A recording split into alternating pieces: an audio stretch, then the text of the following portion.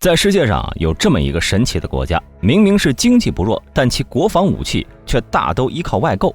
好不容易自己研发出来一个呢，却总会闹出笑话。今天老兵就给各位盘点一下5款印度武器的高光时刻。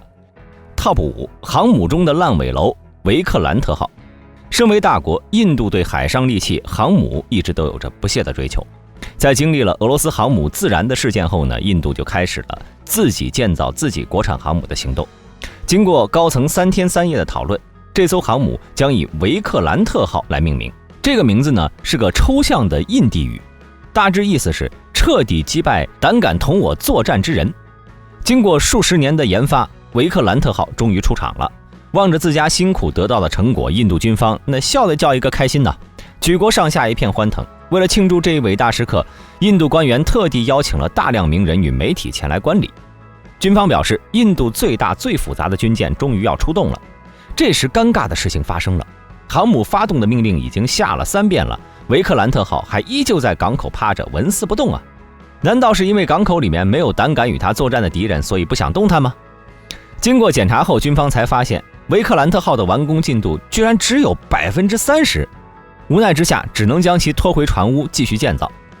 到了2015年，外形基本 OK 的维克兰特号开始了它的第3次下水，但是尴尬的是，潮水和船坞出口的淤泥导致了船坞大门的故障，使得航母的出坞工作被迫延迟。印度军方表示，这可不是我们不愿意出来啊，是今天天气不好，这属于不可抗力。啥时候天气好了，我家航母就直接跳下水服役了。看来印度近年来港口的天气似乎都不太好。直到现今为止，我都没有听说过维克兰特号要服役的消息。直到今年5月份，印度防务新闻还在报道，维克兰特号预计在今年8月15号入列服役。Top 4，命中率全靠信仰的阿卡什防空导弹。这是一款研发了32年的时间和数亿美元的投资的著名武器。它的性能呢，已经完全可以和其仿制对象苏联萨姆6防空导弹对比了。在它研发出来后呢，已经完成了40次实验，按道理呢，这家伙的性能应该不会太差。于是在2015年5月，印度在新德里举办仪式，宣布正式接受国产阿卡什地空导弹。印度空军呢是该武器的首个买家，在买回来阿卡什导弹后，就马上喜滋滋的开始试射了。好家伙，射了10发就命中了2，这让我拿什么去跟敌军战斗？因此，由于该导弹的技术过于落后，导致无人问津，只能沦落到保卫机场的地步，并且该导弹刚装备了没几个，就惨遭印度军方抛弃了。其理由是自家的阿卡什导弹实在是太坑了，军费的预算压根买不起。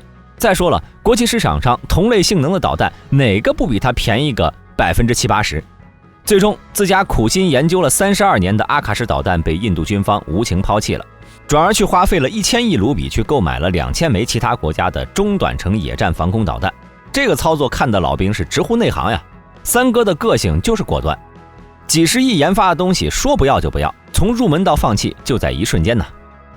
Top 3，性能世界一流的印度豹阿琼 Mk1 坦克。虽然印度海空两家的国产武器下场并不太好，但这并不影响印度陆军的自信。阿琼 Mk1 坦克就是印度陆军自信的最好回报，它是全球坦克史上的传奇坦克。这倒不是说它性能怎么样，而是其研制时长长达30年，创下了世界坦克研制时间之最。然而30年的磨刀霍霍并不代表印度能够获得一把锋利的武器，还有可能将它磨断了。起初呢，该坦克的研发计划被称之为印度豹，要求其性能全方位超越德国当时正在研制的豹2坦克。好家伙，这一出生就是打算先学高数啊！果然，印度军方不切实际的要求注定了阿琼坦克的悲剧。该坦克从1974年开始研发，一直到2004年，第一辆生产型的阿琼坦克才交付印度陆军。说来也是可怜呐，其实印度陆军在这30年的时光里，已经对阿琼坦克失望透顶了，曾经一度提出要放弃这个项目。但是印度高官却觉得，我花那么多钱，费那么大劲，你说不要就不要呀。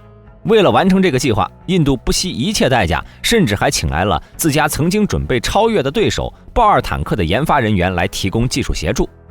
不过尴尬的是，德国来的工程师也扶不起阿琼坦克。为了让阿琼坦克具有勉强与对手正面刚的实力，印度人给阿琼装了个120毫米线膛炮。但是这玩意儿在使用的时候呢，总是多次出现炸膛、膨胀、破裂等问题。而阿琼坦克全身零件没几个印度原产的问题，那根本都不叫事儿。在这样的情况下呢，印度陆军自然不太想要这个问题多多的主战坦克了。但是毕竟阿琼是印度费了老鼻子劲研发出来的，于是在政府压力下，印度陆军还是捏着鼻子采购了124辆阿琼坦克。Top 2，那年18战机笑话，性能全面超越 F-16 的 LCA 光辉战机。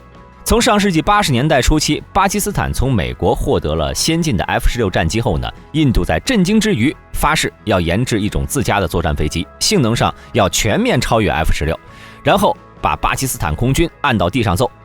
为了实现这个画面，印度再次开始了其长达30年的战机研发之路。1983年，该战机的项目正式上马。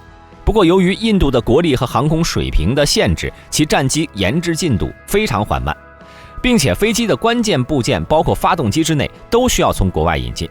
在2001年1月4号，光辉战机首次进行了地面滑跑测试，这一滑呀又是10年。到了2010年，光辉轻型战机才进行了首次试飞，一直到了2013年12月，印度空军才在班加罗尔举行正式仪式，庆祝光辉战机形成初始战斗。30年，整整30年时间啊！研究战机的专家估计都被熬走了好几个了，光辉战机才终于姗来迟。当初的战机设计放到现在早就已经过时了，而最新的战机技术，印度军方也没能掌握，最终印度只能无奈吞下自己的苦果。Top 1，被水泡坏的歼敌号核潜艇。其实老兵这个人啊，已经对武器装备的了解也有些年头了，期间呢也见过许多奇葩的事故，但是就这个潜艇被水泡坏，这个恕我经验浅薄，活这么大还真的是头一次见呀。于是老兵在得知这个消息的时候呢，马上就去搜索了一下。其事件的起因呢，是潜艇在港口卸泊的时候呢，由于一个舱门没有关闭，导致海水涌入了轮机舱，然后导致设备损坏，从而整个潜艇瘫痪。好家伙，这可是个潜艇啊！作为印度核三位一体的一部分，歼敌号的出现让印度的国际地位急剧上升，不少国家都羡慕哭了。据称，光是打造这个核潜艇，三哥就花了29亿巨款。按照常理来说，这大宝贝应该会被好好珍惜，但没想到刚下水服役不久，就闹出了这事儿。更令人无语的是，印度高层直到事情发生的10个月后，才发现自家的大宝贝好久都没有出海训练的消息了，于是就派人去查呀。这可不查不知道，一查吓一跳。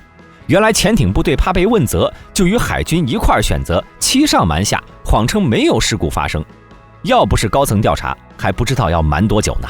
好了，本期视频到这里就结束了。各位老铁们，印度的这些高光时刻都有什么看法呢？欢迎在下方的评论区留言。对本频道感兴趣的朋友，请点击下方的订阅按钮。我们下期再见。